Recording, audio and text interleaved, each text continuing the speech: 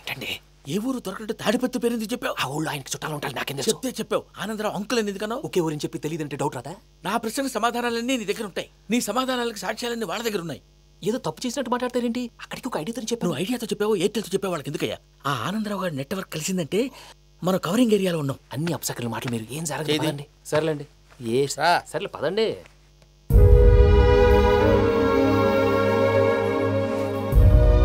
అదేంటండి పూజ అలా చూస్తుంది? ఇంకెలా చూడాలి? చాలా గ్యాప్ తర్వాత కాబోయే భర్త వచ్చాడు, ఫేస్ లో ఫీలింగ్ ఎమోషన్ లేదేంటి? అమ్మాయికి 190 ప్రాబ్లమ్స్ ఉన్నాయి, నీకు ఫేస్ లో ఫీలింగ్స్ కనపడతాయా? ఓ కరెక్టే. సరే పదండి వెళ్దాం. నువ్వెక్కడికి? పూజ దగ్గరికి. గదిలోకి రాకూడదు, నేను వెళ్ళి తీసుకొస్తా. ఓ అమ్మా పూజ, నిన్ను రమ్మంటే అతన్ని తీసుకొచ్చావేంటి? ఏం చేయనమ్మా, భుజాల మీద ఎక్కించుకుని తీసుకెళ్ళడానికి నేనేమన్నా ఆంజనేయుడా? వాడంటే కొన్ని టక్కుటమారాలు తెలిసినాడు, పైగా నేను ప్రేమిస్తున్నాడు కూడా. అంటే అతనికి అసలు విషయం చెప్పలేదా? చెప్దామని అనుకున్నానమ్మా, సరిగ్గా నువ్వు ఆ టైంలో ఫోన్ చేసి ఇక్కడ ప్రాబ్లమ్స్ చెప్పావు. ఏం చేయాలో తెలియక వాడిని వేసుకుని వచ్చేసా. ఏంటి మా వీరు బుద్ధి లేకుండా ఇప్పటికీ పెద్ద తప్పు చేస్తామని ఫీల్ అవుతుంటే నువ్వు ఇంకా కంటిన్యూ చేస్తున్నావు? ఇప్పుడేం కొప్పలు మునిగిపోయినాయమ్మా, ఇప్పుడు చెప్పేది ఏదో 4 రోజులు అయి చెప్తాం. ఈలో భద్రతతో నీకు పెళ్లి అయిపోయింది అనుకో, నీ జీవితమే నాశనం అయిపోతుందమ్మా. అందుకే ఇలా చేయాల్సి వచ్చింది.